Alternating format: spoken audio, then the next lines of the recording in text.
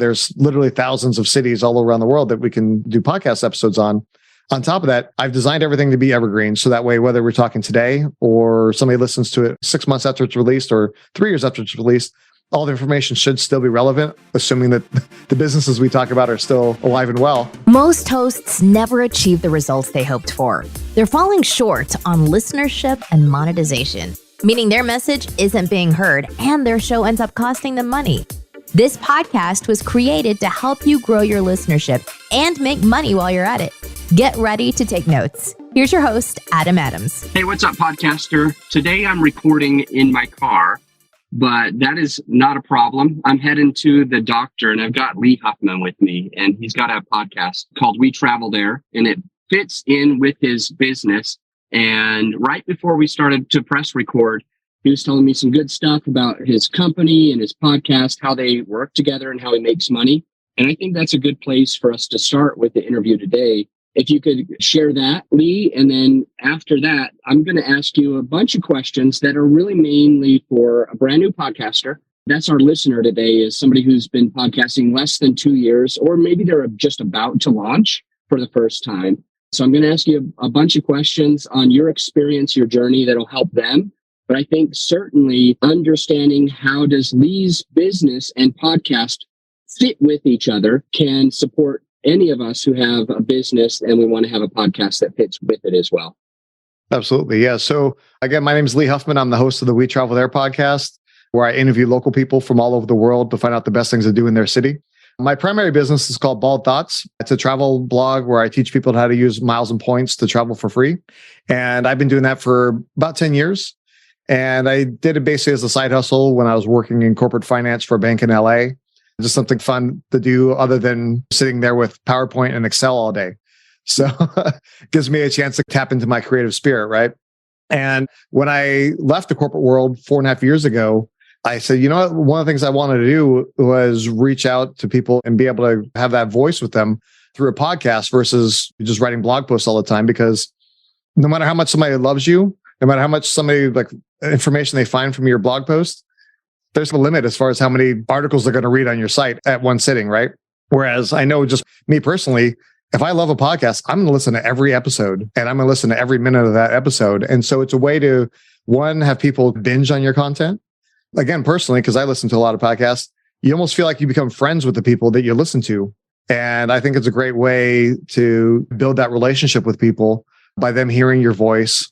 And then also just with the format of my podcast, I love to travel, and it's a way for me to learn about new cities all over the world, sometimes cities that I never even thought about traveling to, or even just popular cities like New York or Paris or London or something like that, finding out what the locals like to do, where they like to eat, and those types of things, where that way you can have a deeper travel experience on your next vacation.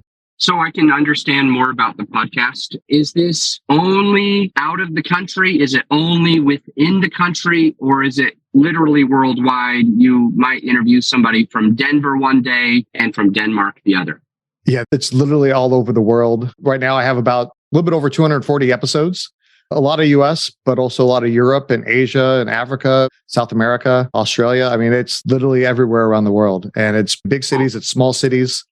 And the way I look at it is that a lot of times we get stuck in a rut where we only want to go to like the big cities we heard of, like again, like Paris or London or something like that. Well, maybe you may not want to travel specifically just to that one city. Like my example is Kamakura, Japan. If I'm going to fly to Japan, I'm not going to fly there just for Kamakura. I'm going to go to Tokyo and Osaka and Kyoto and those type of things. But when I'm there in Tokyo, I heard some really great things about the city Kamakura. I'm going to take the train down for an hour and spend like a day down there and just check it out and have a good time. Because there's so many like smaller cities that offer just amazing things to do, you know, places to eat, etc. That a lot of times they get stuck in the shadow of some of these other bigger cities that are more popular. Yeah. One thing that I'm excited about that's happening next week is I'm heading to the Philippines for a couple of weeks and just spending some time. I have a lot of employees that live there. And so we're going to have just a fun time.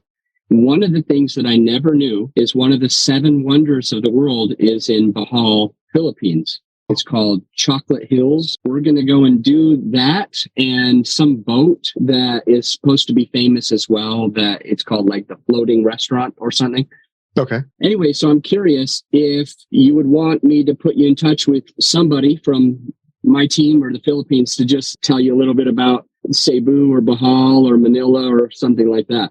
That'd be wonderful. Yeah, I'm always looking for new guests. I literally want to fill in the map all over the world of all the different podcast locations. I did actually a episode on Manila a few years ago, and it was really cool, like learning about all the speakeasies that they have there. It's like, something you wouldn't really think about. And so that was like a lot of fun. The lady was actually working for the State Department for the US, stationed there in Manila. And I found her through like a Facebook group as far as people looking for guests and stuff like that. And so it was a lot of fun talking to her and learning all about it. And I have a lot of Filipino friends. And so hopefully one of these days I'll be able to go down there with them and meet her and check out some of the places she talked about. And then also have them show me some of their local favorites as well. Okay, so you make most of your money with a blog. And you were thinking to yourself, okay, I've got this blog, it's fun, but realistically, are people just going to read blog after blog and go into the archives of all of this? Maybe not, but perhaps if they can get hooked onto the podcast, then they'll be able to stay with the podcast for a long, long time.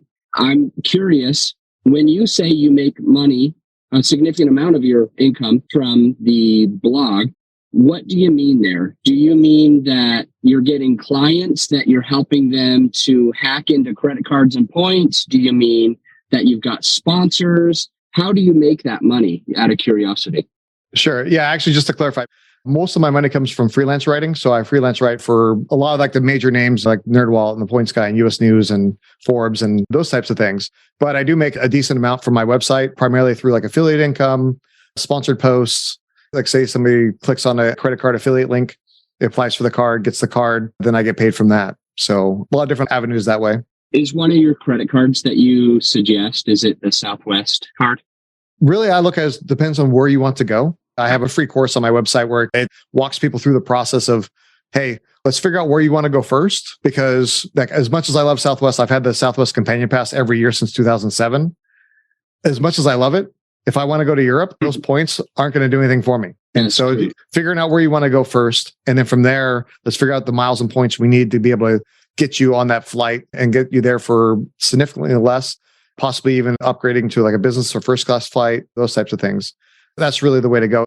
Similarly, on the hotel side, like we went to St. Kitts a couple of years ago. And if you had like 10 million Hilton points, it wouldn't matter. Hilton doesn't have any locations on St. Kitts, so you can't redeem your points for there. So they have a Marriott and they have a Hyatt. Again, if that's where you want to go, those are the types of points we would focus on earning. So that way you'd be able to pay for some or all of your trip. That makes sense. The only two that I've ever had is Southwest and the Amex. I like them both. I like all the points for Amex. It gets me a lot of stuff for free on Amazon. I'll just like go and look, and I usually have enough money there just for free to buy stuff with the points. When you're redeeming your points through a shopping portal like Amazon or through their little mall that they offer a lot of times, generally you're getting about anywhere from like 0.5 to 0.8 cents of value. Okay. When like your Amex points, if you use them for flights or higher end hotels, you're probably getting closer to like 2 cents a point. So really you're getting less than 50% of the value of those points when you're redeeming them for shopping at Amazon. Okay. Good to know. Thank you. I'm glad to have you on the podcast today. Yeah. So to your question earlier, though, as far as like how the podcast and the site work well with each other, I purposely initially, when I did the podcast, I did it under a different name. So it wasn't necessarily miles and points related. I rarely talked about miles and points through the vast majority of the episodes because I didn't want it to be a miles and points podcast because there are some of those out there. And a lot of times in that world, the information gets stale very quickly because programs change their miles and points. They change the redemption patterns, the earning power, those types of things. And so I wanted to be able to just attract a broader audience of people just love to travel because there are a lot of people that are afraid of miles and points. So I didn't want to focus on that.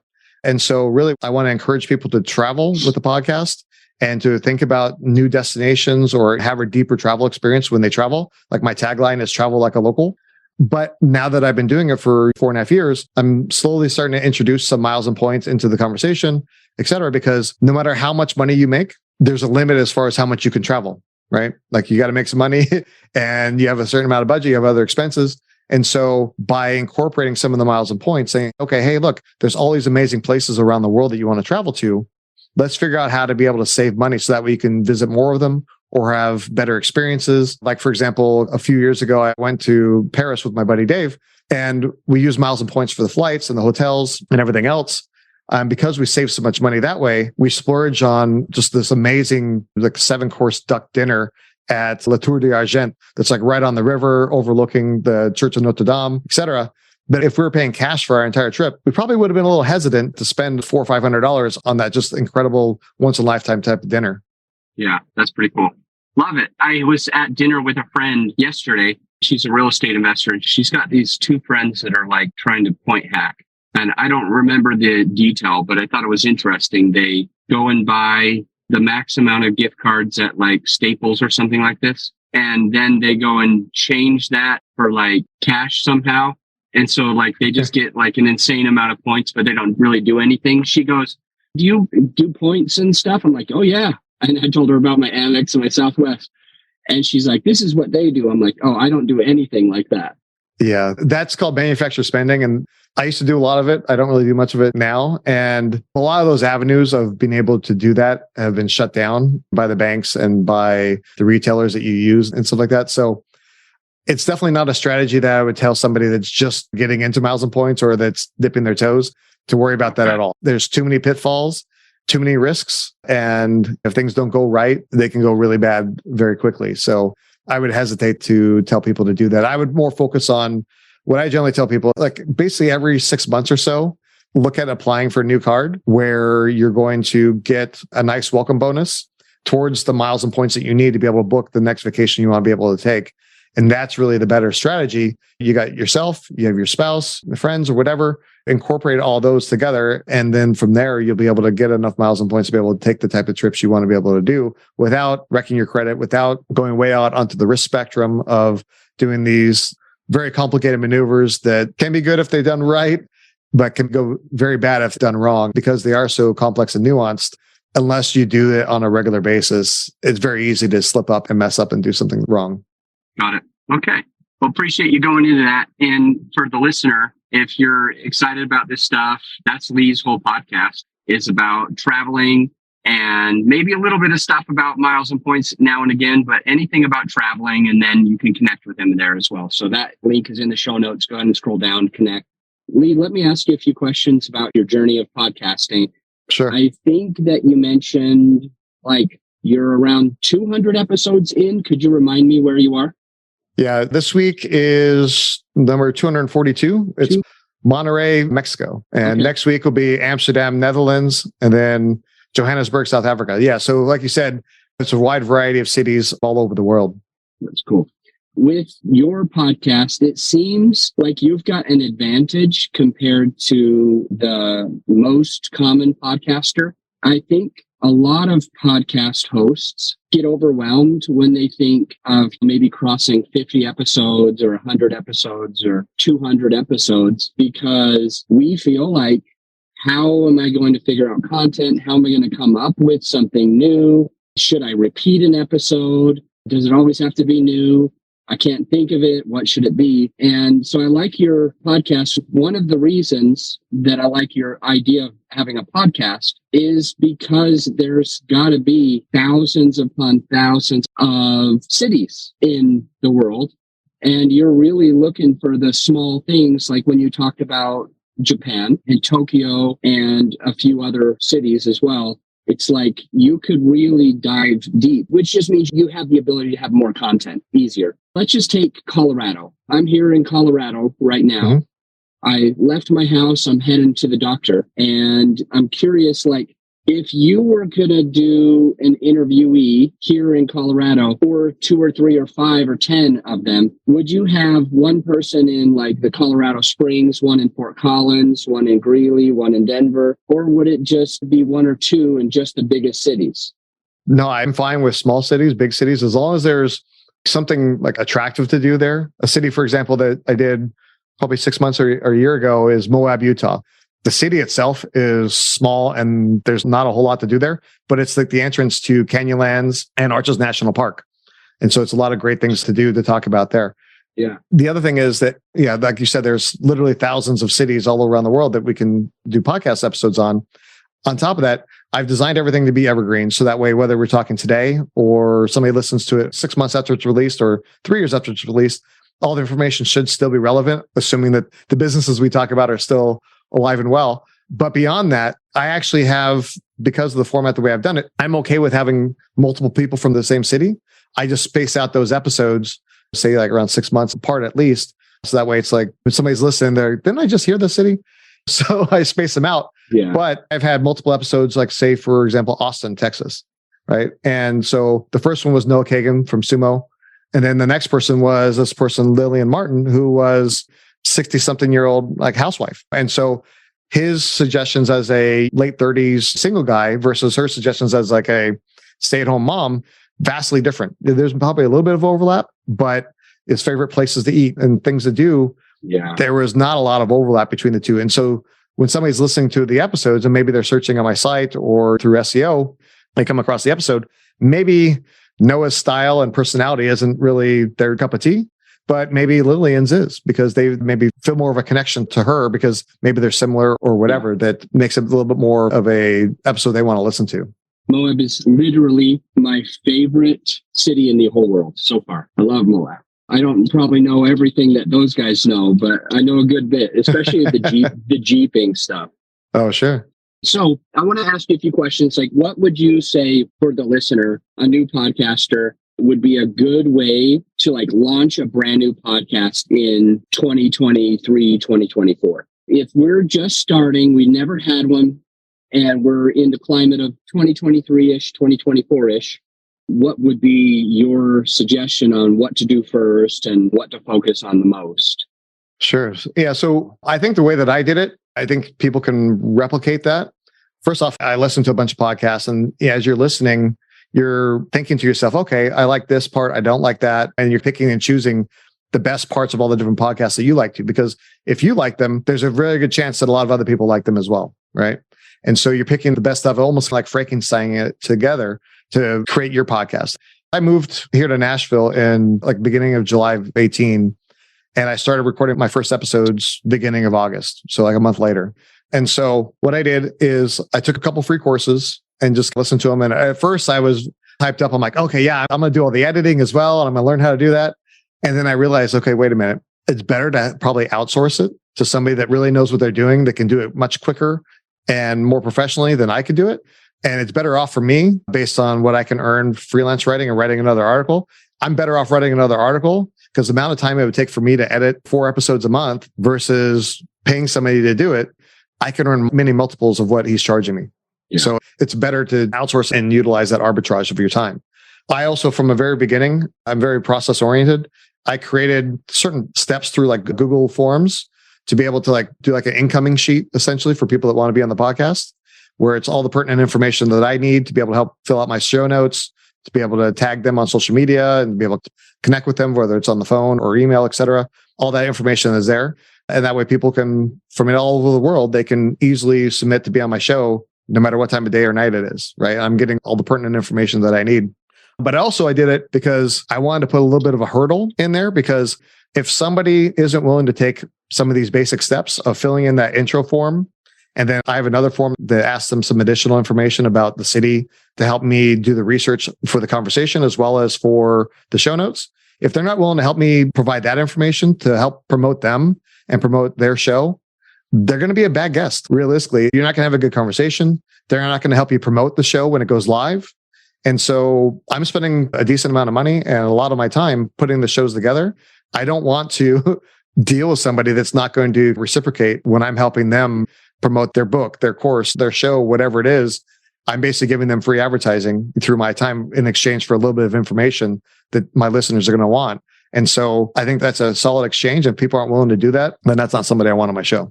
Yeah, I like that. So what about like how to come up with a name, the logo, the podcast artwork? How should we go about doing that? Should we hire someone, like you said, when you mentioned that instead of doing your own editing, you went ahead and just hired it because you can make more money by being able to stay in your lane? Is that what you do for your title and your podcast artwork, or how would we focus on that? To me, like the title is a little bit more personal, right? And so To me, that's something that I wanted to work on it to come up with like a name. I actually came up with the name before because it was a site that I had thought about starting with a friend. And then that didn't work out. And so it was like just a domain name that I had already had for a while. And I said, you know what? That actually works really well with the concept of what I'm doing. I mean, there are name generators out there that you can use on different websites where you can type in your interests, et cetera, and they'll punch out different domain names that are available. You can do something like that. Or you just literally hang out with a six pack and a couple friends and brainstorm. You never know what you'll be able to come up with that way, right? But really, if you want a name that signifies what it is that you do, I mean, there's a lot of podcasts that the name or like the artwork, you kind of scratch your head and go, what is that? Like I was at Podcast Movement a couple of years ago, and they're showing all the different names of people podcasts, and they did an intro of 30 seconds. And what they were showing on the screen as far as the name of the artwork had zero to do with what I actually listened to. And so you want those two to mesh. That way you're not throwing a curveball to your listeners, right? Because as they're scrolling through their podcast player, your artwork and your name is really what's going to stand out to them. And if you don't have something that's catchy and relevant, then it doesn't really work for them. Like for me, like what I do for each of my episodes is I actually take one of the photos that I'm going to use as the featured image on the show notes. And that's the one that I use. I've created a template. I put like the city name, put my logo, and then I put that photo in there to give people an idea of what it is that we're going to be talking about in that episode.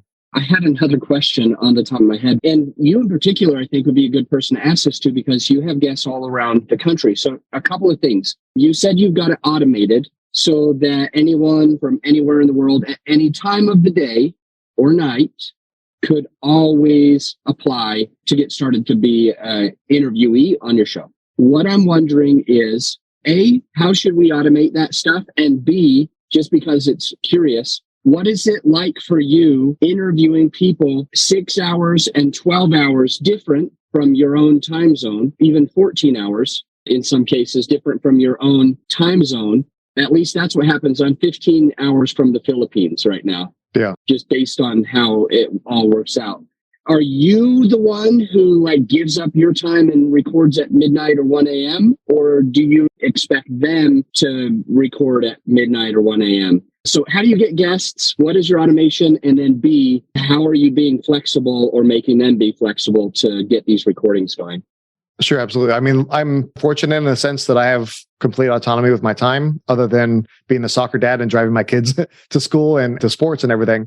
But I use Calendly that integrates with my Google Calendar. And so it's easy to block off time as far as, hey, here's my link. Go ahead and schedule anytime that's available.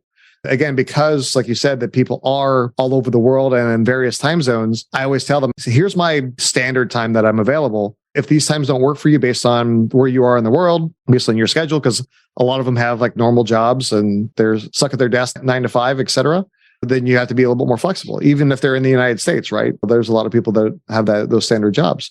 And so I tell people, here's my standard times that I'm available. If you need something that's outside of these times, let me know. And then I can figure things out based on my kids' soccer schedule and sports schedule.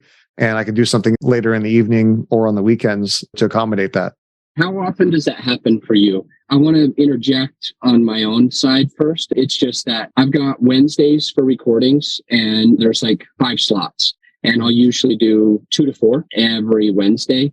And I'm like, nope, no other times. There's very, very, very rarely that I'm like really wanting a certain guest. And they're like, I just can only do it on Thursday. And I might look at it, but for the most part, I'm like, it's going to be Wednesday at one of those times. It doesn't matter if you're on the other side of the world. You'll wake up at midnight. You'll wake up 2 a.m. For me, tell me, because you are being flexible, how often do they take advantage of that? And what's like the craziest time that you've ever like recorded your podcast? Well, I guess a couple different things. One, not all of us have the same success that you've had so far. So we have to be a little bit more flexible, especially if you're wanting some of these higher end guests. As we continue to build our name and reputation, then people are a little bit more willing to accommodate their schedule to fit into yours versus you fitting into theirs. So I think that's a big thing, especially if you're just starting out, like you're just scrapping by, you're trying to get anybody that fits your mold, and you have to adjust and you have to be flexible. But I'm also from the miles and points world, right? And in order to be able to use our miles and points, sometimes we have to be flexible, using a different airport, flying at weird times or whatever to be able to find the best deal. I would say most people are very respectful. And if they're not, that's not something you want on your show anyway. So sorry, goodbye. There are times where you say, look, this is what my schedule is. I personally have got to the point, as long as I have enough episodes in the can for my upcoming schedule, if I do more than like 2 or 3 episodes in a week, then I block off my calendar for that week because I want to make sure that I'm saving enough time to spend time with my kids, to work on my freelance articles, to work on my articles for my own site, etc. I don't want to use up all my time recording podcasts because that's just a fraction of what it is that I do professionally, right? And so based on that, I limit them as long as I have enough episodes. But there's times where I'm scrounging. I'm like, can you record today? I have an episode that I need to go out on Monday. Like anybody, whatever time, 2:00 in the morning, Any whatever. city. I just need something. I already had Moab, but let's do it again. Absolutely. It's a tiny town. But Cool. the thing is just, you need to be flexible. I think probably the longest time or the weirdest time for me was probably 11 or 12 o'clock at night. And again, you're dealing with people all over the world. And the good thing is that because they're all over the world, you may be able to do something where it's nighttime for them and morning for you or whatever. And so you can play with those times and everything works out. Worst case, if it doesn't work during the week, hey, you know what? Take the Saturday afternoon, record it then. That works on their schedule and everything's cool. Yeah. One of the things that I want to extract or highlight that you mentioned is that you really want that reciprocal relationship with your guest, meaning that you're there to highlight their story if they've got a business or whatever. And all you ask, I think, and I'm paraphrasing, it's like all I ask is that you will share the episode when it comes out. Mm-hmm. And that's what I think I'm hearing. And so I'm thinking like that seems like a good way to grow your podcast, because you're trying to really ensure that the person who's on has a higher probability that they are going to share it with their following, maybe their friends, their family. Mm-hmm. So if that is one of the ways that you grow your podcast audience, feel free to share more about it. And if there's any other tricks or tips that you've got that have allowed you to get a broader range of listener base, that would be really cool too. If you could just share that for the listener who's thinking, man, I don't want to be like talking to myself. I'd rather talk to a listener base. And this guy, he's done 242 episodes so far. What is he doing to grow his audience? Absolutely. So again, when I first started with my blog, it was all miles and points and those type of things. And I purposely chose more of a broader travel topic because, again, people are sometimes intimidated by the miles and points, and that's not something they want to get into. They have bad credit. They don't want to do the miles and points. And so I purposely chose a broader genre of travel for the podcast. And so with that, I don't have to just have travel people on my show. It's just anybody that loves their city and wants to be able to share some of the best things to do. Like, for example, I have a guy for Cairns, Australia, and he's a podiatrist, actually former podiatrist. Now he does like consulting for podiatry practices. And so by having him on the show and him sharing the episode with his network, I got exposed to all these people that maybe I wouldn't have ever been able to meet before.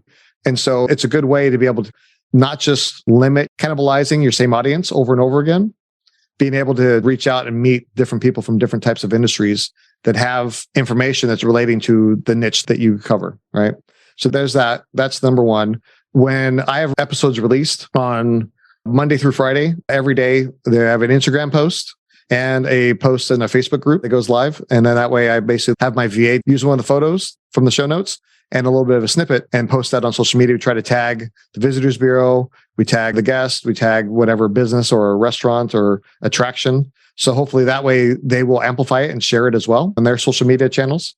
And that's worked out pretty well. This is really cool stuff. Like, this is very impressive. You're talking about tagging other people and organizations, probably even restaurants or speakeasies. Mm-hmm. So you're like tagging these businesses, you're tagging the city, maybe the visitor center, whatever you can find on top of just the person who's being featured.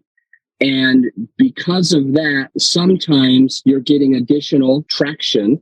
Mm-hmm. One of my friends had a regular old Insta, and he just pretend he had like 50-ish likes and comments on things. Maybe he had 300 friends, 50-ish likes when he would post something. And then one day, I think he just tagged like Denver, for example, or it could be Houston or Austin or Los Angeles, but he tagged the city that he was in. And he showed me that he got like 2,000 people that saw that versus when he didn't do it. And it sounds like 5-ish days a week, you and your team, your virtual assistant, are making posts where you're tagging not just the guest, but also some of these restaurants and visitor centers that can help get a little bit more traction. Is that what I'm hearing? Yes, absolutely. And just to clarify, the posts are every day of the week, but we just batch them. And there's a scheduling feature in Facebook where you can do it natively. Yeah. And then for Instagram, is scheduled with the Later app. And so you don't have to remember to do it every day. It's you do it in a batch, take the hour or whatever to write your little blurbs and schedule your photos. And then it's done for the week and you can go back and focus on whatever else that you have to do. So that's another way to do it. Another thing, again, because I'm travel related, I'm focusing on these cities. Sometimes I reach out to visitors bureaus to let them know, hey, by the way, I just did this episode. It's a great piece about your city, about the fun things to do. You developed a relationship. And sometimes I work with them as far as doing sponsored posts on my travel site and incorporate the podcast episode in there. And then also cross-linking between the different sites. And then sometimes they will embed either a link to the show notes, a link to the sponsored post, or they'll actually embed the HTML player of the episode because it's all great information about encouraging people to visit the city and the fun things that are a little bit hidden in their city that encourages them to travel there and spend their money within their borders. Yeah. Well, I want to wrap up the conversation, but I think it'd be fun if one of my last questions is like the biggest mistake you've ever made in podcasting, something that we might be able to avoid. And hopefully you've done enough episodes to have made a mistake. We're going to do a quick break for our sponsor and we right back. Hey, my friend, as you know, this episode is sponsored by my company, GrowYourShow.com. We want you to be able to have the best tools at your disposal without costing you a whole arm and a leg. So right now you can get a free list of vetted equipment that like mics, mixers, webcams, sound treatment, editing software, everything that you need. I created the whole PDF with direct purchase links just to save you time and money to help it be more convenient for you. So this free PDF will help you skip all the guesswork. If it's on there, it's vetted and approved by yours truly. And if it's not on there, it's probably not worth the money. So go ahead and get yours at growyourshow.com/PDF. Let's get back into the show. What's up, podcaster? We are back with Lee Huffman, and he's given us so many cool tips and tricks and strategies on how he's grown a podcast, how he tags people, how he reaches out to the right people, how he collaborates with them, how he makes sure that his guest shares the episode. He's talked about lots of really cool stuff, and I want to end the episode with 2 questions. The first one is, Lee, what's the absolute biggest, most embarrassing, whatever, mistake you've ever made in podcasting that maybe the listener can avoid? And then I'll ask you a last question. What's your biggest win for podcasting? And then we'll wrap it up. Okay. I'd say the biggest mistake is more when I was beginning, right? I've followed the same format and process throughout, and I've been lucky that it hasn't really had to change much since then. But when I was first beginning, I was very rigid with following, okay, I have to follow these questions in this order. And okay, I have to finish asking these questions by this time. And even if the conversation is going well and it's great information, sorry, this section's over. We got to go to this other thing, right? And it made things a little bit more robotic. And I think by now, even though I don't always hit all the different questions I want to ask, I don't always spend equal times as far as like the attractions versus the food, all those different things that people want to learn about the cities. That's really what the show notes are for. And so even if you don't get into those deep conversations about those topics, that's why you have show notes. You encourage people to go to your show notes to have more of that information. And so now I let the conversation flow. Sometimes flow a little too much. I'm like, we're getting towards the end and we haven't covered a couple things. But if it's a great conversation, that's more valuable because people are going to come back for those great conversations more than just that robotic machine gunning off like a bunch of different bullet points. And so go with the conversation flows, even if it means that you have to deviate a little bit from your predetermined like format or questions that you already created. Love it. How about the biggest win since you launched the podcast? I believe it was in 2018, soon after moving to Tennessee. What's the biggest win that's happened in the last 5+ years? Sure. I'd say the biggest win really is consistency. I've been doing this every week since like the first episode released like middle of September of 18. And every week without fail, I've continued to do it. And by showing that consistency, by doing so okay with SEO on the show notes, et cetera, I'm now at a point where a lot of people are reaching out to me. I have PR firms that reach out to me. I have book authors that reach out. Like I had the PR firm for a hotel chain down in Mexico. They reached out and I interviewed their CEO for Mazatlan. And so by being that consistency and having those quality episodes, people notice. And maybe I'm not getting 1 million downloads, every week, but my downloads continue to grow and I'm continuing to build my reputation and my brand within the industry. And so people are now seeking me out and wanting to work with me on my show versus me basically pleading, please come on my show. I know you're going to be nervous or whatever. I know you're worried about it. Just come on and it'll be fine. Instead of now it's okay. Just people that have amazing information. They've written books about the city that are brand ambassadors for those cities. They're all reaching out and wanting to be on the show. And that's a great feeling. Awesome. Really cool. Lee, thank you for jumping on the podcast and helping us learn some tips and tricks all along the way, being willing to share your failure and your win. I like that win of consistency. That is one that I think feels really, really good, especially after a few years of having your podcast.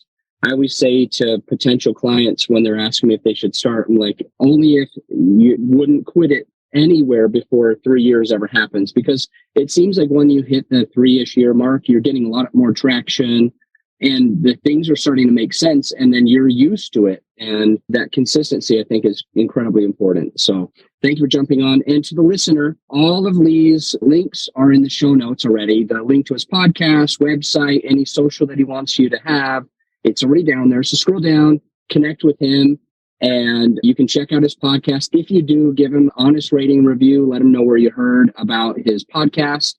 And I will also remind you that every other episode is a solo episode. So this was an interview. And the next episode is just me pouring into you, a podcaster who's ready to grow. And I know what you need. And that is already queued up. Don't go away. I'll see you on the next episode. By the way, one way to ensure that you don't miss out on great content that we're producing on a regular basis is to make sure you're subscribed to the show. You need to be subscribed or following the Apple Podcast or wherever you listen to it in order not to miss all of that. And before I let you go, I need to mention, because a lot of people are asking, do you help? Can you help me with this? And the answer is yes. My company actually does it. It's called Grow Your Show. And you can find that at growyourshow.com. Our clients, they call us the easy button for podcaster because they simply have to record their episode. And they know that every single thing else is done for them. We sweat the hard stuff so you can be the star of your show. And if you would like help to make sure that we're editing and publishing and promoting and doing your social media, it's all in one place. And I think it's pretty affordable. You'll have to take a look for yourself. Just go to growyourshow.com and check us out. And by the way, I'll see you on the next episode.